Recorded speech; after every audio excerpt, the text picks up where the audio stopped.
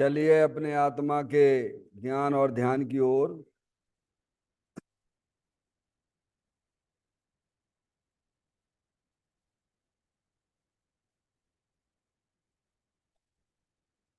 अपने चंचल मन को एवं चंचल उपयोग को स्थिर करने के लिए जिनवाणी माता के माध्यम से अपनी वर्तमान ज्ञान की पर्याय में सम्यक भीत ज्ञान उत्पन्न करते हुए शरीर शरीर से संबंधित जितने भी चेतन अचेतन पदार्थ हैं उनका मुझ भगवान आत्मा के साथ में किसी भी प्रकार का कोई संबंध नहीं है। इस प्रकार समस्त पर पदार्थों में अपने संबंध की वृत्ति को छोड़ते हुए अंदर में जो अखंड ज्ञान ज्योति स्वरूप भगवान आत्मा है उसमें ही वर्तमान पर्याय का संबंध जोड़ते हुए कि मेरा यह भगवान आत्मा सदा काल शरीर आदि पर पदार्थों से भिन्न प्रकट अखंड ज्ञान ज्योति स्वरूप है। ऐसा अपने आप को जानो और ऐसा ही अनुभव करो कि वर्तमान में ही मेरा यह भगवान आत्मा शरीर आदि पर पदार्थों से भिन्न प्रकट अखंड ज्ञान ज्योति स्वरूप ही है।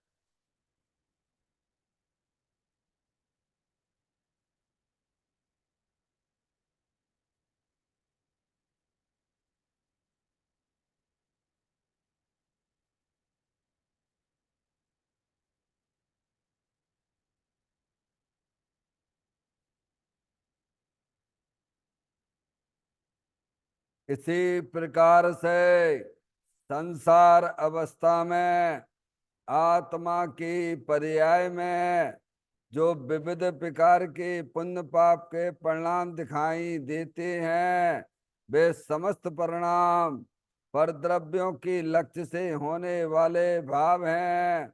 वे हमारे आत्मा का स्वभाव नहीं है। ऐसे समस्त रागादिक परिणामों में एकत्व बुद्धि, ममत बुद्धि, कर्तत्व बुद्धि, भोक्तत्व बुद्धि तथा उन रागादिक परिणामों की ज्ञाता बुद्धि को भी छोड़ते हुए अंदर में जो अखंड ज्ञान ज्योति स्वरूप भगवान आत्मा है जो कि पूर्ण निराकुलता वाला है, सुख शांति के भंडार स्वरूप है, ऐसे गायक प्रभु परमात्मा में शरीर राग आदि का भी लक्ष्य छोड़ के मैं तो तीनों काल पूर्ण निराकुलता स्वरूप भगवान आत्मा हूँ ऐसा अपने आप को जानो और ऐसा ही अनुभव करो कि वर्तमान में ही मेरा यह भगवान आत्मा शरीर राग आदि से भिन्न पूर्ण वीतराग आनंद मूर्ति स्वरूप है।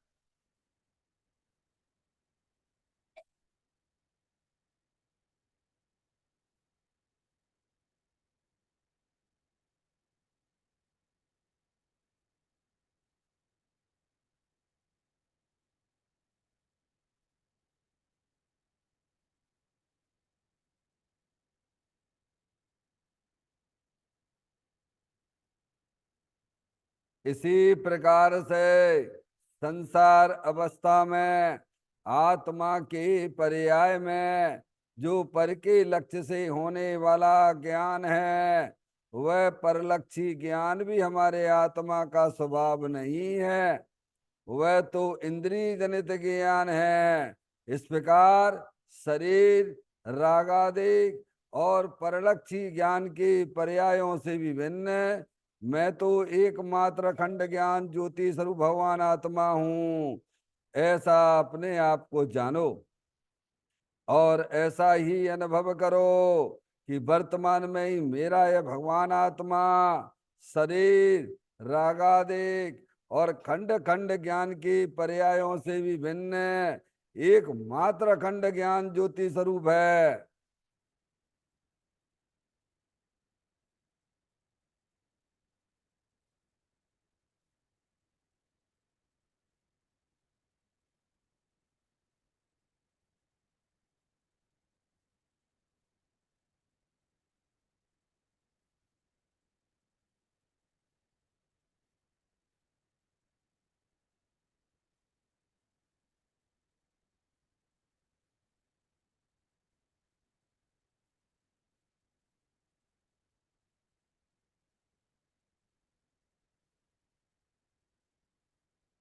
द्रव कर्म भाव कर्म नो कर्म रहित शुद्धात्म स्वरूपो हम। मेरा ये भगवानात्मा सदा काल शरीर आदि नौ कर्मों से भिन्न है। मेरा ये भगवानात्मा सदा काल ज्ञानावरण आदि 8 कर्मों से भी भिन्न है। मेरा ये भगवानात्मा सदा काल मूराग देश भाव कर्मों से भी भिन्न है। इस प्रकार द्रव कर्म भाव कर्म नौ कर्म तीनों कर्मों से रहित मैं तो एकमात्र परम पवित्र शुद्धात्म स्वरूप हूँ। ऐसा अपने आप को जानो और ऐसा ही अनुभव करो कि वर्तमान में ही मेरा यह भगवान आत्मा तीनों प्रकार के कर्मों से रहित एकमात्र परम पवित्र शुद्धात्म स्वरूप है।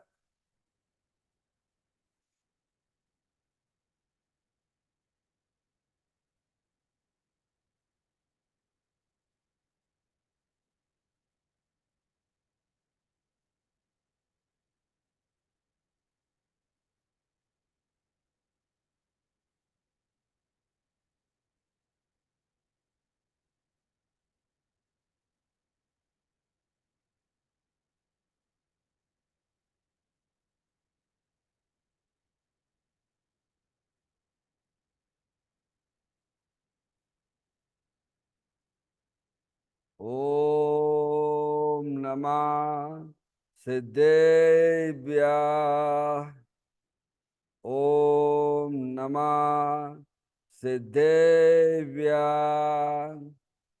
ओम नमः सिद्धेभ्य।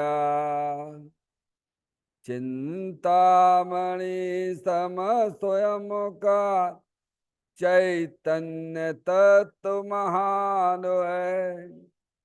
निज का करूं मैं चिंतवन निज का करूं श्रद्धान में। शोधा तुम्हारी देव है जो गुण अनंत निधान है। मैं स्वानुभव में देख लूं आत्मा स्वयं भगवान है। मैं स्वानुभव में देख लूं आत्मा स्वयं भगवान है। निम्मण जान परिठिया कम कलंक डैवी अपाल दौ जैन परूं ते पर मपड़ बेबी। सब कर्म मल्लिका नाश करवरु प्राप्त कर निजो आत्मा। जो ले निर्मल ध्यान में नम कर निकल परमात्मा। सब नाश कर घन घाति अरवरे अंत पद को पालिया। कर नमन उन जिन देव को यह काव्य पथ अपना लिया। श्री योगसार जी नामक परम आध्यात्मिक ग्रंथ स्वाध्याय हेतु में विराजमान है। आज से 1400 वर्ष पहले इस महान पवित्र ग्रंथ की रचना दिगंबर संत योगेंद्र महाराज जी हुए हैं।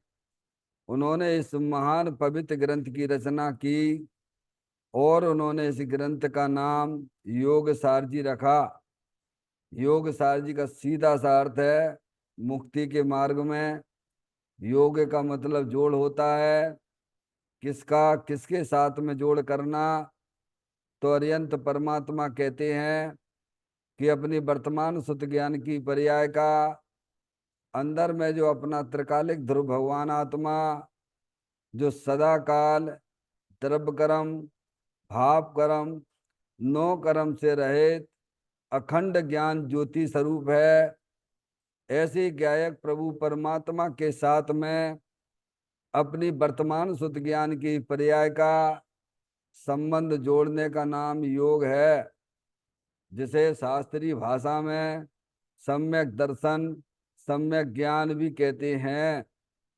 और चेतन भगवान आत्मा में ही अपनी वर्तमान पर्याय को मग्न कराना, लीन करना, स्थिर करना, उसे सार कहते हैं, यानी सम्यक चारित्र कहते हैं। तो योग सार क्या हो गया? सम्यक दर्शन, सम्यक ज्ञान, सम्यक चारित्र वाली निर्मल पर्याय, पवित्र पर्याय, जो अपने आत्मा के आश्रय से प्रकट होती है, इसे यहाँ योग सार कहते हैं। देखिएगा, योग सार ग्रंथ के माध्यम से हम और आप यहाँ पे 48वें नंबर की गाथा का स्वाध्याय कर रहे हैं, जिसमें दिगंबर संत हमें यही समझाना चाहते हैं कि राग द्वेष का त्याग कर और आत्मस्थ होना धर्म है। वीतरागी संतों का क्या उपदेश है कि आपकी पर्याय में जो विकार रूप परिणति हो रही है ना, मोह राग द्वेष के परिणाम हो रहे हैं ना, वे आपके संसार के कारण हैं, वे अहितकारी भाव हैं। उनको छोड़ो, उनका त्याग करो और इसे ग्रहण करो। आत्मा है ना, आत्मस्थ हो जाओ। समय अपने उपयोग को यहाँ लगाओ। किसको छोड़ो, किसको ग्रहण करो? ये जो आपके शत्रु हैं आपकी पर्याय में मोह राग द्वेष के परिणाम, उनकी उनको अपना जानना छोड़ो, उनको अपना मानना छोड़ो। अरे शत्रुओं से कोई प्रेम करेगा क्या? है? अरे मित्रता आप किससे करते हो? जो हमेशा आपको सुख देता रहे उसी से मित्रता करनी कि नहीं करनी? तो धर्म भी तो हमें यही तो सिखाता है ना। ये राग द्वेष मोह राग द्वेष के परिणाम हमारे शत्रु हैं। इनका त्याग कर दो, इन्हें इनकी दृष्टि छोड़ दो, इन्हें अपना जानना मानना छोड़ दो। और राग द्वेष के पीछे जो अपना चेतन भगवान आत्मा तीनों काल भीतराग आनंद मूर्ति स्वरूप है, उसे अपना जानो, उसे अपना मानो और उसमें ही अपनी पर्याय को लीन करो। तो क्या है? तो क्या हो जाएगा डॉक्टर साहब? हम सब आप पर्याय में परमात्मा हो जाएंगे। क्या हो जाएंगे? 4 गति 84 लाख योनियों के परिभ्रमण से छुट्टी मिल जाएगी। क्या हो जाएगा? भगवान करना तो पड़ेगा भगवान, क्योंकि हम अनादि अनंत रहने वाली चेतन आत्म वस्तु हैं। और ये काम यहाँ नहीं करेंगे तो कहाँ करोगे? क्योंकि इसकी शिक्षा एक दिगंबर ग्रंथों के अंदर ही विद्यमान है। समझ में आया भैया? इसीलिए दुनिया के सारे समय को कट कर दीजिए। एक दिगंबर धर्म की जो ग्रंथ हैं उनमें अपना उपयोग लगाइए, उन्हें समझिए। वे माँ जनमाणी माता हमारे हित की बात करती है।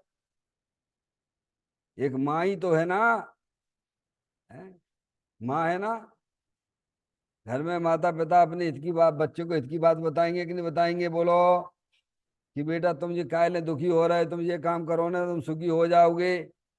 ऐसी माँ जनमाणी माता हमसे कह रही है, क्या हमें बता रही तुम तो चेतनेश्वर भगवान आत्मा हो, तुम मनुष्य नहीं हो, लड़का नहीं हो, लड़की नहीं हो, तुम तो अखंड ज्ञान ज्योति स्वरूप भगवान आत्मा हो, अतीन्द्रिय आनंद स्वरूप भगवान आत्मा हो। तुम्हारी पर्याय में जो रागादिक परिणतियां दिख रही हैं वो तुम्हारे संसार का कारण है। समझ में आया?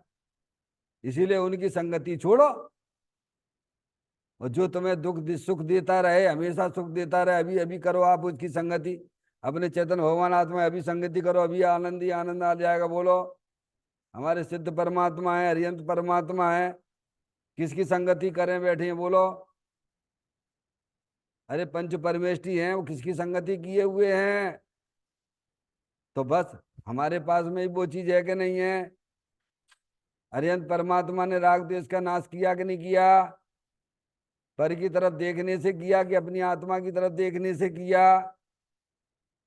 अरे भगवान के दर्शन करते तो ये बात समझ में नहीं आती है, भगवान क्या कह रहे हैं? क्या अपना चेतन भगवान आत्मा है ना, अतीन्द्रिय आनंद स्वरूप है, सुख शांति के भंडार स्वरूप वस्तु है, आपको कहीं से लाना नहीं। अरे आप सब, हम सब आत्मा ही है भगवान। समझ में आया भैया? हम अज्ञानता से अपने आप को लड़का लड़की देखे हुए हैं, अपने आप को संयोग संयोगी भाव से देखते हैं। ये तुम्हारी अज्ञानता है, उस अज्ञानता का नाम है मोह राग द्वेष। क्या है अज्ञानता का फल? क्या है अज्ञानता का फल? क्या है? मोह राग द्वेष, दुख रूपी पर्याय। और ज्ञानता का फल क्या है? वस्तु स्वरूप के सच्चे ज्ञान का फल क्या है? अतीन्द्रिय आनंद, सुख शांति वाली पर्याय। समझ में आया भैया? देखो कितना गजब है। अनादिकाल से हमारा आत्मा अज्ञान दशा में पड़ा हुआ है, तो दुखी हो रहा है। स्पर्श इंद्री से सुख मिल जाए, भगवान रसना इंद्री से सुख मिल जाए, बढ़िया बढ़िया व्यंजन इकट्ठे खा लो तो सुखी हो जाए, बढ़िया बढ़िया संयोग इकट्ठा कर लो तो सुखी हो जाए। समझ में आया भैया? ज्ञानी हमें समझाती है, माँ जनवाणी माता हमें समझाती है, तुम्हें सुखी होने के लिए हम तुम्हें एक बात बता देते हैं, तुम सुन लो कान लगा के। सुखी होने की व्यवस्था एक अपने चेतन भगवान आत्मा के साथ में ही हो सकती है। जितने भी हमारे तुम्हारे प्रयत्न किए जा रहे हैं बाहर में, सब वे दुख के ही निमित्त हैं वे भगवान। क्या ये कह रही माँ जनवाणी माता? दिगंबर संतों का ये उपदेश है, राग करने का उपदेश नहीं है। अरिहंत परमात्मा भी राग का उपदेश नहीं देते हैं, वीतरागी संत भी राग का उपदेश नहीं देते हैं, माँ जनवाणी माता भी राग का उपदेश नहीं देती है। वो तो वीतरागता का उपदेश देती है। क्या अरिहंत परमात्मा भी वीतरागता का उपदेश देते हैं, दिगंबर संत भी वीतरागता का उपदेश देते हैं, माँ जनवाणी माता भी हमें यही सिखाती है, तुम वीतरागता प्रकट करो। अब ये राग कहाँ से तुमने निकाल लिया? क्या भैया? डॉक्टर साहब, ये कहाँ से बीच में रास्ता निकाल लिया कि भगवान की पूजा करो, भक्ति करो, अपना कल्याण हो जाएगा? तीन काल में ना होगा। भगवान कह रहे अपनी भक्ति करो, अपनी पूजा करो, अंतर्मुख होके अपने चेतन भगवान आत्मा की भक्ति करो, उसकी पूजा करो, उसके दर्शन करो। अनंत काल हो गया तुमने अपने भगवान आत्मा का दर्शन नहीं किया, क्योंकि भगवान आत्मा को जानते ही नहीं, दर्शन कहाँ से करोगे? क्या अब ये काम हमें काम नहीं लगता है? समय जिनकी होनहार होती उन्हें समझ में आती है, इशारे में समझ जाते हैं कि दिगंबर संतों ने, अरिहंत परमात्मा ने, माँ जनवाणी माता ने राग को छोड़ने की बात की है। चाहे वह राग अशुभ भाव रूप से हो, चाहे वह राग शुभ भाव रूप से हो। समझ में आया भगवान? क्योंकि उस रूप प्रवृत्ति करने से आत्मा की पर्याय में दुख रूपी पर्याय होती है। क्या होता है? राग रूप परिवर्तन करने से आत्मा की पर्याय में दुख रूपी पर्याय उत्पन्न होती है, और भीतराग भाव रूप परिवर्तन करने से, अपना भीतराग भाव रूप कैसे परिवर्तन करोगे भगवान? परिवर्तन तो आप कर ही रहे हो, ऐसा तो नहीं परिवर्तन के बिना कोई द्रव्य रहता हो दुनिया में। परिवर्तन के बिना जगत में कोई पदार्थ वस्तु है क्या, चेतन अचेतन में? हाँ। जो भी कुछ दुख रूप पर्याय हमारी आत्मा में दिख रही है, वो सब अज्ञानता की निशानी है, और वह सुख दुख तुम खुद ही अकेले भोगते हो। अज्ञान दशा का दुख भी तुम अकेले भोगते हो, और ज्ञान होने पर तुम ही आनंद का सुख भोगोगे। क्या भगवान? जैसे कोई व्यापारी हो, हैं, उसने बिजनेस का धंधा किया, समझ में आया भैया, और उसे घाटा पड़ गया, तो बोलो घाटा कौन सहन करेगा उसका? अरे बोलो, हैं, पड़ोसी। और फायदा होगा डॉक्टर साहब। तो यहाँ ये बात समझ में क्यों नहीं आती है? दुख भी तुम अकेले अनादिकाल से अज्ञान दशा में भोगते चले आ रहे हो भगवान। अनादिकाल से अज्ञानता का दुख कौन भोग रहा है? वो अज्ञानता कौन ने बनाई है? क्या वो अज्ञानता परद्रव्य के कारण से है क्या? क्या कर्मों के कारण से है क्या? अरियंत परमात्मा कहते परद्रव्य तो अकिंचित कर है। क्या है परद्रव्य? जो आपकी पर्याय में जो कार्य हो रहा है उसमें परद्रव्य अकिंचित कर है। क्या कहा भगवान?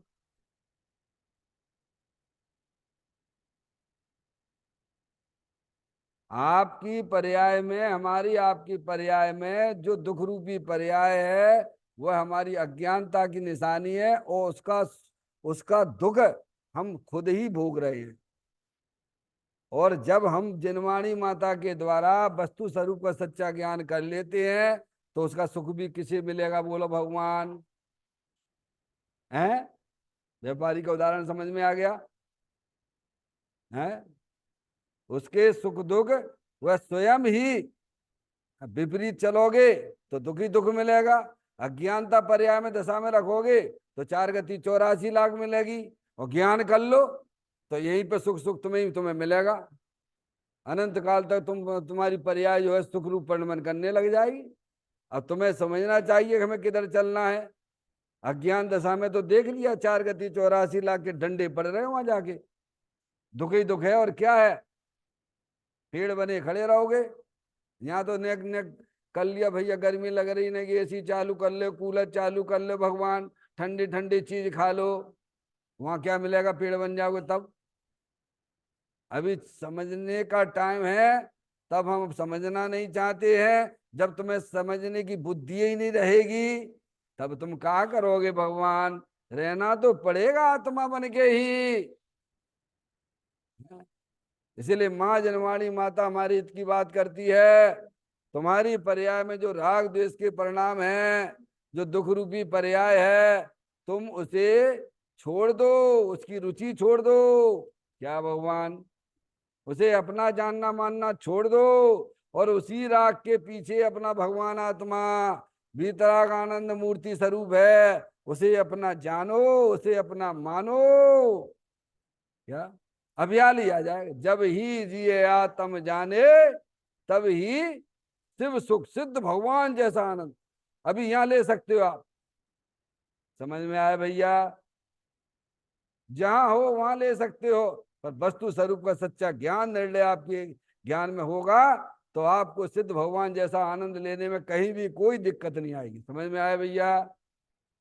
तो अज्ञानता का फल रागादि परिणतियां हैं, और ज्ञान का फल सम्य दर्शन ज्ञान चारित्राणी मोक्ष मार्गा।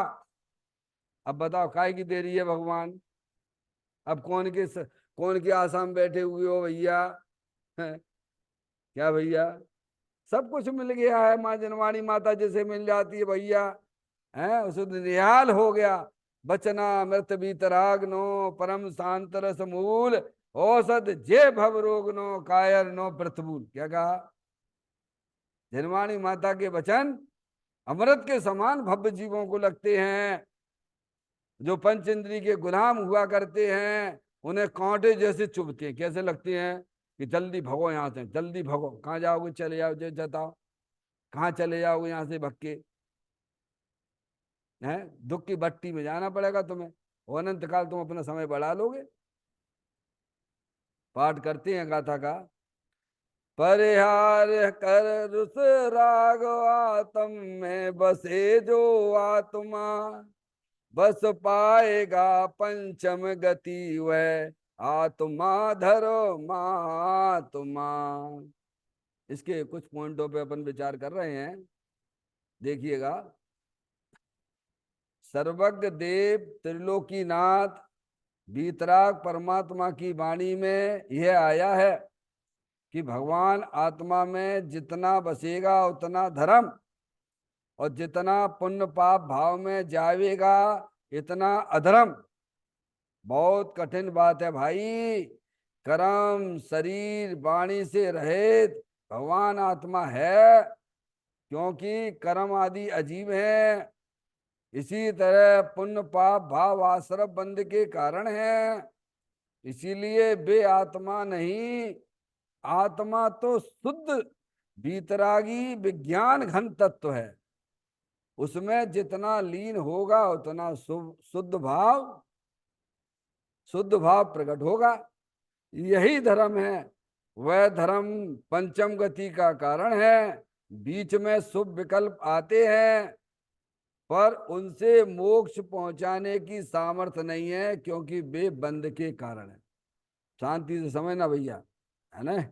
देखिए, केवल हम तो कहते हैं ईमानदारी से आप मुझे पौन घंटा दो, बस केवल ईमानदारी से।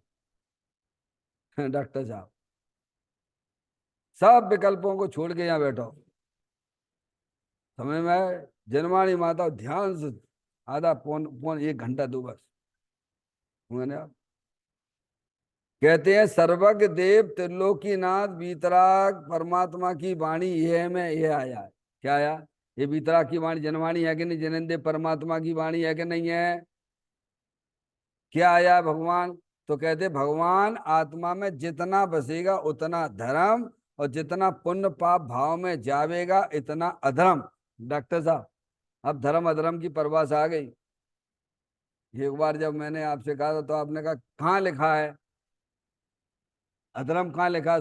शुभ पुण्य भाव को अधर्म कहाँ? यहाँ लिखा है। और ग्रंथों में ही बता दूंगा, जहर है, हजार हलाल जहर है। सब ग्रंथों के अंदर पूरे समय सार के अंदर शुभ भाव को जहर कहा गया है। समझ में आया भैया? मरण जैसे जहर पीने से मरण होता है ना, ऐसे ही शुभ भाव का सेवन करने वाले जहर का सेवन करते हैं, ध्यान रखिएगा। और आत्मा का सेवन करने वाले आनंदी आनंद में रहते हैं। समझ में आया भैया? क्या कहते हैं? भगवान आत्मा में जितना बसेगा उतना धर्म, और जितना पुण्य पाप में जावेगा उतना अधर्म। क्या कह दिया? अब देखिए आप, कितनी सुंदर बात आई है डॉक्टर साहब। आत्मा में जितना बसेगा उतना धर्म है। क्या? अब बसने वाला कौन है और आत्मा कौन है? प्रश्न ये अपने सामने आ गया। कौन बसे और किस में बसे? जनमानी किसको कह रही है? द्रव्य रूप जो वस्तु है ना, ये देखो चित्र के अंदर अनंत शक्तियों से भरे लो भगवान आत्मा। तीनों काल स्थायी वस्तु है, तीनों काल स्थायी है, कभी चलायमान होती ही नहीं है। समझ में आया भैया? बोलो, ज्ञान तुम्हारे पास कब नहीं रहता है? एक इंद्री, दो इंद्री, तीन इंद्री, चार इंद्री पर्याय संयोग में आपके हमारे आई, पर जानने देखने वाला रहा कि नहीं रहा? और वे संयोग तो चले गए, संयोगी भाव भी चले गए, उस गति संबंधी भाव भी चले गए, पर आप रहे कि नहीं रहे? जीत किसकी रही? इतना सरल धर्म है भगवान। क्या? तो कहते हैं जितना भगवान आत्मा में जितना बसेगा उतना धर्म है। बसने वाली पर्याय शुद्ध ज्ञान की पर्याय कौन है? शुद्ध ज्ञान है कि नहीं आपके पास में? वो जानने देने वाली है भंडार रूप भगवान आत्मा अनंत शक्तियों से भरेलो है कि नहीं है? बोलो। तो उपयोग किधर लगाना? पर्याय का मुख किधर होना चाहिए? है? अब कौन करेगा? अब इसको कौन करेगा? इसको पर्याय के सन्निवेश कौन करेगा? हम तो काल लब्धि होगी तब हमारा। काल लब्धि कहती कैसे भगवान? काल लब्धि के भरोसे बैठे हुए हैं। समझ में आया डॉक्टर साहब? काल लब्धि कोई वस्तु नहीं है। समझ में आया भैया? सब है तुम्हारे पास में। द्रव स्वभाव अनंत भगवान आत्मा है, उसमें बसने वाली पर्याय, यानी आत्मा के सन्मुख देखे। देखे ही कौन? द्रव गुण देखेगा क्या डॉक्टर साहब? कौन देखेगा? पर्याय देखेगी ना, है ना तुम्हारे पास में? शुद्ध ज्ञान की पर्याय भी है। अब इधर उधर देखने लगी, भाई कहाँ लगा रहे हो? मोबाइल में लगा रहे थे, टीवी पे लगाती रहती हो, यार दोस्तों में लगाती रहती हो, कहाँ लगा रहे हो? लगाने तुम्हें कहाँ थी? अब भगवान शांति ही नहीं मिलती है, मैं शांति ही नहीं मिलती। अरे तुम्हें शांति कैसे मिलेगी? शांतिनाथ भगवान तो अंदर में ही विराजमान है ना भगवान। वहां उपयोग को लगाओगे तो शांति मिलेगी कि नहीं मिलेगी? अब यार दोस्तों में लगाते हो, विषय कसायों में अपने उपयोग को लगाते हो तो शांति मिलेगी क्या? हैं? डॉक्टर साहब, अब शांति की चिल्लात कर दो, शांति मिले भाई प्रभु, शांति मिल जाए, शांति मिल जाए। भगवान कहते तुम्हें ना मिलेगी शांति। हम तुम्हें शांति की जो विधि बता रहे हैं, उस विधि को आपने अपने जीवन में अपना लिया तो तुम स्वयं भी उसका फल को चाकोगे। क्या कहा भगवान? करना पड़ेगा स्वयं भी, किसी की आशा में ना बैठ जाना, नहीं मनुष्य पर्याय हार जाओगे। समझ में आया भैया? कोई लॉटरियां वाटरियां नहीं खुलती हैं। जैसे मोक्ष पुरुषार्थ से प्राप्त होता है, ऐसे समय दर्शन भी पुरुषार्थ के द्वारा ही प्राप्त किया जाता है। डॉक्टर साहब, अरे एक बार, अनंत बार तुम मुनि बन चुके भगवान, एक बार सच्चे ग्रस्त श्रावक भी बन जाओ भैया। क्या कहा? अनंत बार हमारा आत्मा मुनि बना के नहीं बना। बोलो, मुनि व्रत धार अनंत बार गिरैबक उपजायो, पे निज आत्म ज्ञान बिना सुख लेस न पायो। अरे हम कह रहे मुनि तो जब हो जाना तब हो जाना भगवान, तुम पहले श्रावक तो हो जाओ, तुम पहले सम्यक दृष्टि तो हो जाओ भगवान। हैं? भ्रष्टता अपना रहे अपने जीवन में, अपना उपयोग पर द्रव्य लगा रहे, ये भ्रष्टता है। और भ्रष्टता क्या है? क्या? और भ्रष्ट किसे कहते हैं? उपयोग लगाना चाहिए अपने द्रव्य स्वभाव में, और उसमें तो उपयोग को नहीं लगा रहे हो। उपयोग लगा रहे लड़के में, लड़की में, काय में लगा रहे हो, दुकान में, तो तुम भ्रष्ट हो एक नंबर के। भले ही कितनी भी बढ़िया क्रिया करते हो, धार्मिक क्रिया, समझ में आया? कितनी भी ऊंची भी धार्मिक क्रिया करते हो, लेकिन अपना उपयोग अपने द्रव्य स्वभाव में नहीं जोड़ते हो, भ्रष्ट हो एक नंबर के। समझ में आया भैया? भगवान का आदेश ये है,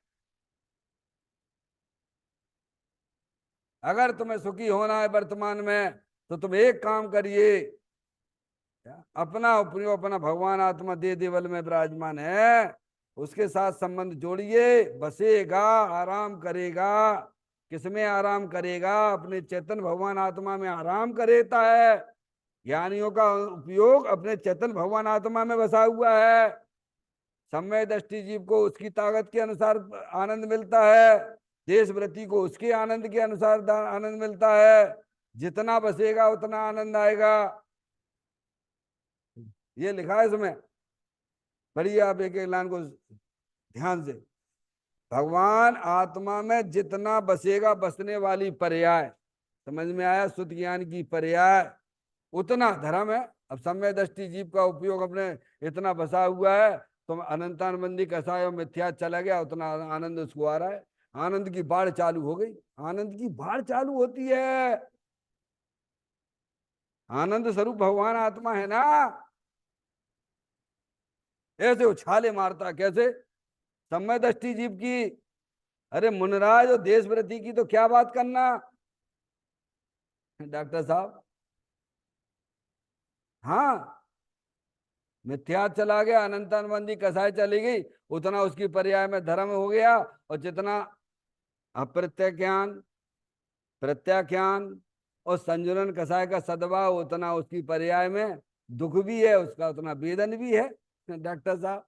और जितना अत्यंतरीय आनंद है, उतना धर्म रूपी पर्याय चौथे गुण स्थान प्रकट हो गई है। उसे कोई व्रत व्रत नहीं है। समझ में आया भैया?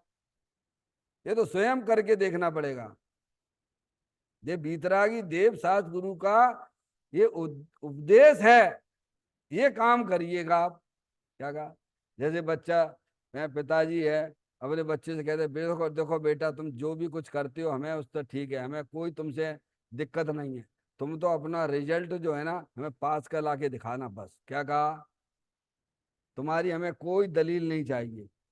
ऐसे ही देव सात गुरु माता हमारे गुरु हमसे कहते हैं कि तुम्हें जो करना हो करो, जितनी भगवान की पूजा करना हो करो, जितनी भक्ति करना हो करो, जितना तुम्हें शास्त्र पढ़ना हो पढ़ो, समझ में आया? और जो तुम्हें दुकान पे काम करने तो दुकान पे काम करो, हमें तुमसे कोई दिक्कत नहीं है। तुम तो बेटा एक ही काम करना, जो तुम्हारे भव के अभाव का काम है। जितने जीवों का भव का अभाव हुआ है, सबने एक ही काम किया है कि अपनी पर्याय को अपने द्रव्य के सन्मुख किया है। समझ में आया भैया? हम सब चार पूजा करते हैं, कोई बात नहीं। हम बिल्कुल नहीं करते हैं, कोई बात नहीं बेटा, हमको तुम्हें कोई तकलीफ नहीं है। समझ में आया भैया? तुमने 4 गति 84 लाख योनियों का बीज डाला कि नहीं डाला अभाव करने का, ये बताओ पहले, सबसे पहले। डॉक्टर साहब, ये बात कही जा रही है इस बोल में। कहते हैं भगवान आत्मा में जितना बसेगा, बसने वाली पर्याय उतना धर्म, धर्म प्रकट होता पर्याय में। कहाँ होगा प्रकट? सम्य दर्शन ज्ञान चारित्र वाली निर्मल पर्याय, पवित्र पर्याय, पर्याय में प्रकट हुई है। सम्य दृष्टि जीव को चौथे गुण स्थान में उतना धर्म प्रकट है जितना उपयोग उसका आत्मा में बस रहा है। देश वृत्ति का जितना उपयोग उसमें बस रहा है, उसे 2 चौकड़ी कसाय के अभाव पूर्वक बीतराग आनंद है। और मुनराज को 3 चौकड़ी कसाय के अभाव पूर्वक उतना बीतराग आनंद है। और अत्यंत परमात्मा की तो बात ही क्या करना, वो तो फल रूप में प्राप्त हुए हैं भगवान। अनंत दर्शन, अनंत ज्ञान, अनंत सुख, अनंत वीर जैसी पर्याय प्रकट हो गई है भगवान। वे पर्याय में परमात्मा हो गए। परमात्मा तो फल है। साधक जीव की जो साधना उसने की है, वो परमात्मा दशा तो उसका फल है भगवान। यहां तुम बीज डालोगे, अरे जैसा बीज डालोगे वैसे ही फल मिलेगा कि नहीं मिलेगा? अभी दुख के बीज डाल रहे हो तो आगे क्या फल की व्यवस्था सोचे बैठे हो? हैं? अभी अशुभ भाव के बीज डाल रहे हो, शुभ भाव के बीज डाल रहे हो, तो फल क्या चाहते हो? अरे जैसा बीज डालोगे वैसा फल मिलेगा ना भगवान। अशुभ का बीज डालोगे तो त्रियंच गति में जाना पड़ेगा, त्रियंच गति और नरक गति के फल मिलेंगे। और शुभ भाव के बीज डालोगे तो तुम्हें जो है मनुष्य गति मिल जाएगी एक आध, और देव गति मिल जाएगी। समझ आया? और यहाँ धर्म का बीज डालोगे तो है, तो वो फल मिलेगा। केवल ज्ञान, केवल ज्ञान, पंचम गति, अतीन्द्रिय आनंद, सुख शांति के भंडार स्वरूप वस्तु मिलेगी। समझ में आया भैया? हमारे ऊपर है। पर द्रव अकिंचित कर है। पर द्रव, पर द्रव दूसरे की द्रव में ना कुछ करता है, अकिंचित कर है। समझ में आया? चाहे वह विभाव रूप परिणति हो, चाहे वह स्वभाव रूप परिणति हो, पर द्रव अकिंचित कर है।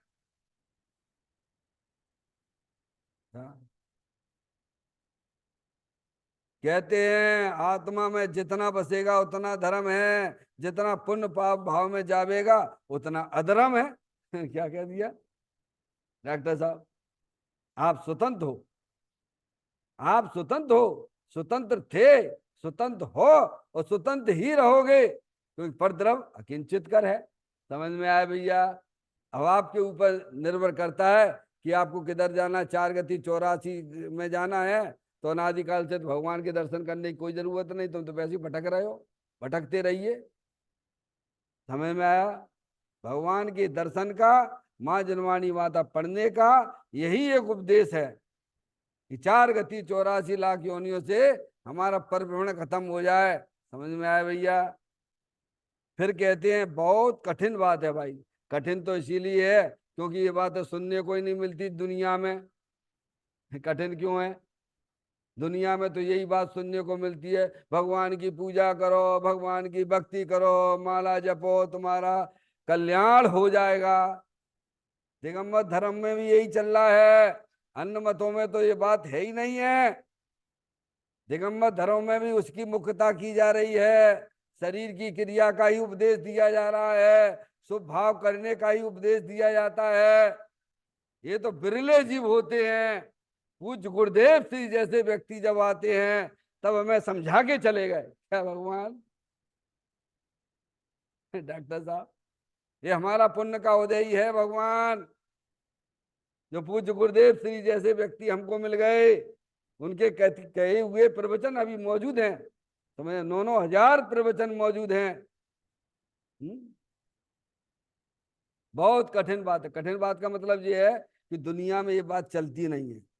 समझ में? दुनिया में विपरीत बात चलती है कि शुभ भाव करते करते तुम्हारा कल्याण होगा ये बिल्कुल भी नहीं। समझ में आया? यहाँ तो उसका तो निषेध करने की बात कर रहे हैं ना, इसीलिए कठिन लगता है। यहाँ बैठोगे आप, हर चीज में बैठोगे आप, समझोगे तो वो चीज आपके लिए सरल हो जाती होती है। बोलो मम्मी, इसमें आपको फोटो में भगवान नहीं देखना आते थे, अब बोलो। पहले तो नहीं आते थे, अब झटके में देख लेते हो आप, ऐसा क्यों? डॉक्टर साहब, ऐसा क्यों? अरे आपने कुछ अभ्यास किया होगा तभी तो झट दिख जाती है ना भगवान। समझ में आया? अरे सरल है। यहाँ बैठोगे, सुनोगे, बारंबार चिंतन करोगे, विचार करोगे, अरे वो चीज सरल हो जाएगी। सतगुरु कहे सहज का धंधा, वाद विवाद करे सुवंदा। भाई, कर्म शरीर वाणी से रहित भगवान आत्मा है, करना नहीं है। क्या कह रहे हैं डॉक्टर साहब?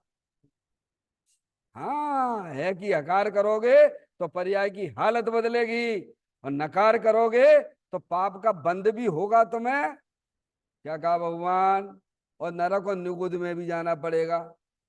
हाँ करोगे तो वो आपकी कसाई की मंदता होगी, उसमें पुण्य होगा, क्योंकि आपको जबरदस्ती नहीं है।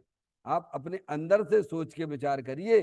कर्म शरीर वाणी, ये वचन निकल रहे ना, इनसे अपना आत्मा भिन्न के भिन्न है, तो जड़ है, भाषा परगना है, और हम इसका कर्ता माने बैठे। शरीर की क्रिया का करने वाला मैं हूं, मैं बोलने वाला मैं हूं। तो तुमने क्या देखा मेरे को? अपने आप को भी क्या देख रहा? जैसा चश्मा लगाते हो ना, वैसा दिखाई देता है। भीतरा की संतों का चश्मा लगाइए अपने ज्ञान में। हमें ये सब जड़ हैं। कर्म शरीर वाणी से रहित भगवान आत्मा हर समय विराजमान है। देखिए आप, क्योंकि कर्माधिक अजीब है। क्या है वे? अजीब है। इसी तरह पुण्य पाप भाव आश्रम बंद के कारण है। काय के हैं? अब ये तो आश्रम को तो रोक नहीं रहे हो, और बंद रुक जाए साहब, अरे भैया पहले ये तो रोको भगवान। अपनी पर्याय में मोर आग देश के परिणाम चल रहे हैं ना, अब इनकी तो हमें रुचि है। भाई मत टोको। भाई टोक दोगे तो फिर काम बिगड़ जाएगा। क्यों बिगड़ जाए? चिल्लाने लगेगा। क्यों चिल्लाने लगेगा भैया? है, वो तकलीफ होती है ना, क्योंकि उसने उसमें सुख की कल्पना कर रखी है। क्या कर रखी है? कल मैंने कहा था मम्मी आपसे छत पे, क्या बोला? ये समझो कि मैं तो दुनिया की तरफ से मर गया हूं, और दुनिया हमारी तरफ से मर गई है, हमें कोई लेना देना नहीं है। इतना आपके श्रद्धा और ज्ञान में पावर हो। अरे भाई, मरना तो सबको, शरीर तो सभी को छोड़ना है, तुम जिंदा में कर लो ना ये बात है। डॉक्टर साहब, इतना श्रद्धा ज्ञान पक्का तो रखो। अरे मैं तो भैया, मेरे लिए कोई है ही नहीं है, मैं तो अकेला हूं भगवान। मैं तो मर चुका हूं, दुनिया की तरफ से मर चुका हूं, दुनिया हमारे लिए मर चुकी है। क्या? अब देखिए आपकी पर्याय कहाँ काम करेगी। अभी तो नहीं, सब जिंदा बैठे भाई हैं। कब तक जिंदा बैठे हैं भगवान? वे तुम्हारे लेन, वे तुम्हारे साथ भी जाएंगे क्या? हैं? फिर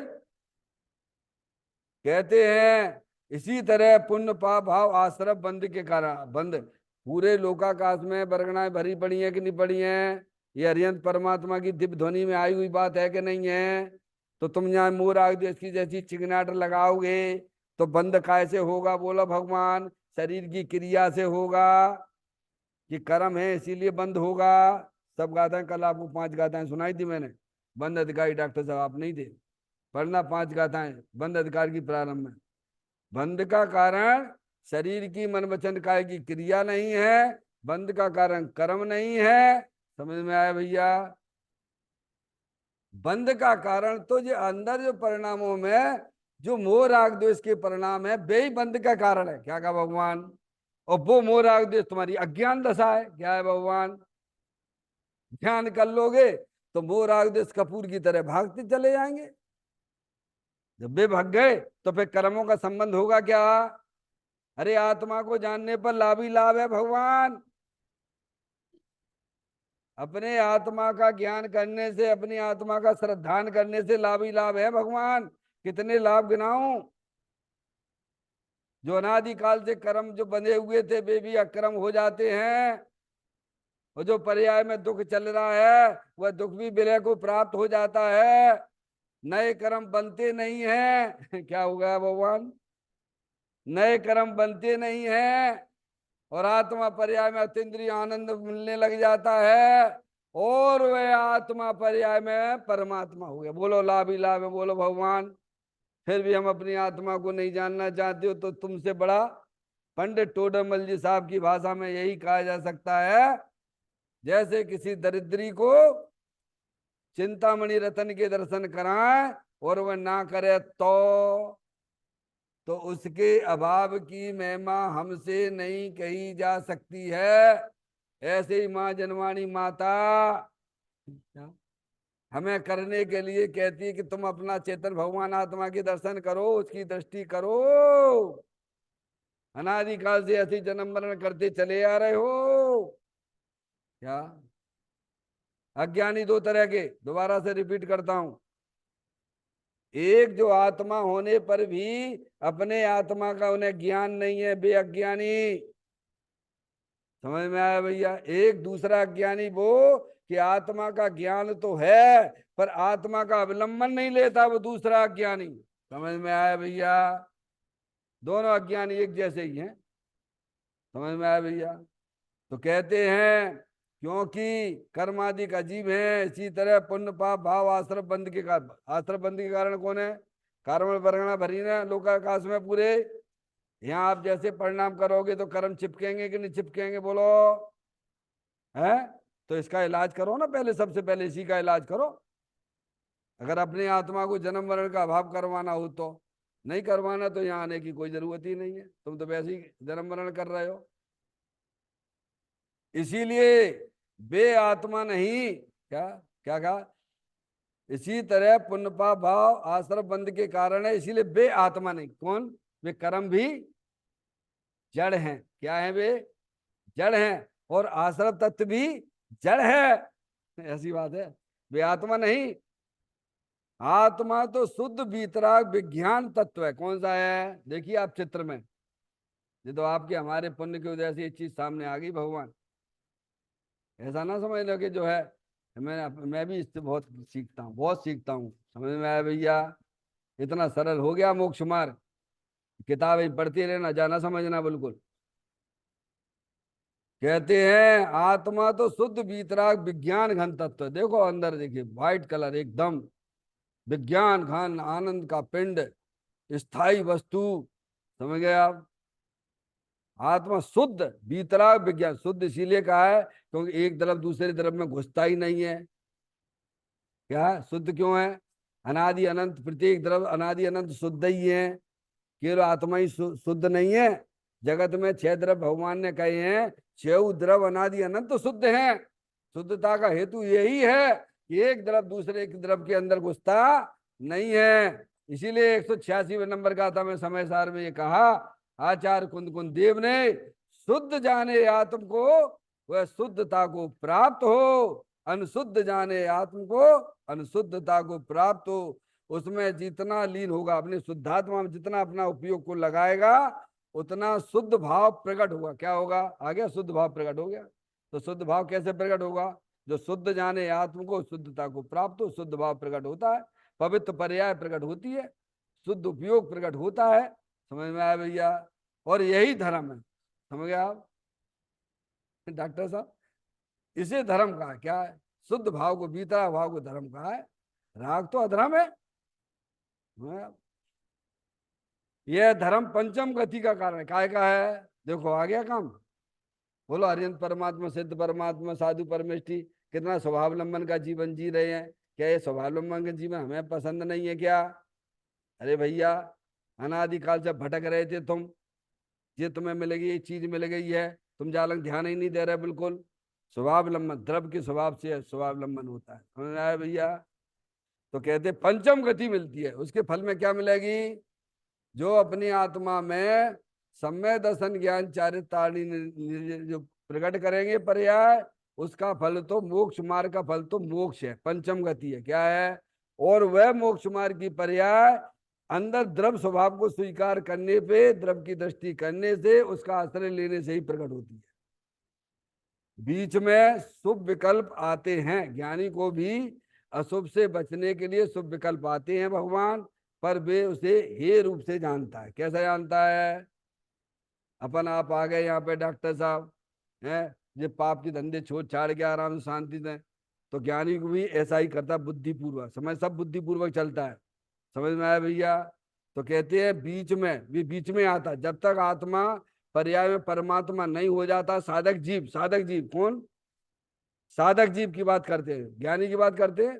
तो बीच में है समय दृष्टि से लेके अर्यंत परमात्मा, समझे, वो परमात्मा दशा, उसके बीच में है शुभ भाव। ज्ञानी अर्यंत पर उनको भी आते हैं, साधु परमेष्ठी को आते कि नहीं आते हैं, उनको उनकी भूमिका के अनुसार आते हैं, देश व्रति को उनकी भूमिका के अनुसार आते हैं, समय दृष्टि जीव को उसकी भूमिका के अनुसार आते हैं।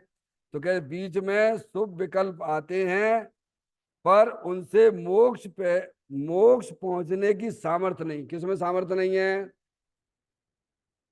थोड़ा टाइम लगता है आपको बताने में, है सामर्थ्य नहीं है। किसमें? राग में सामर्थ्य नहीं है कि वो आपको मोक्ष में ले जाए। जैसे डॉक्टर साहब, मैं आपको हमेशा उदाहरण देता हूं बिल्लोई कांच का।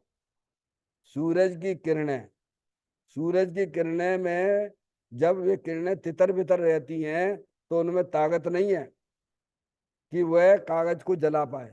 पर वे किरणें, सूरज की किरणें, वे किरणें इस बिल्लोई कांच से पार होती हुई आती हैं तो कागज को जला देती हैं।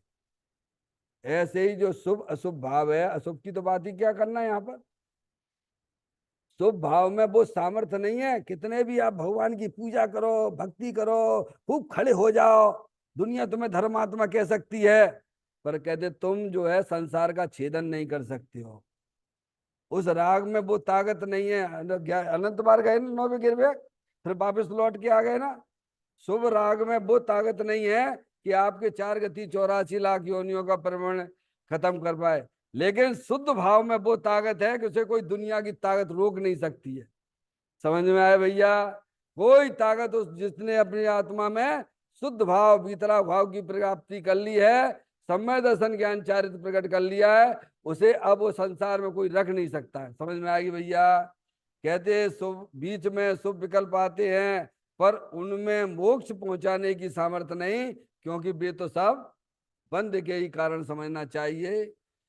चैतन्य काय सुमरण प्रति क्षण करो रे, भवि के अनंत दुख को पल में हरो रे।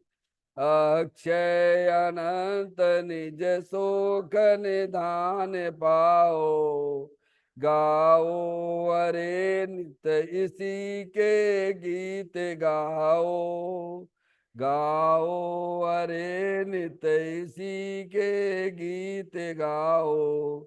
9 बार नमोकार मंत्र का स्मरण।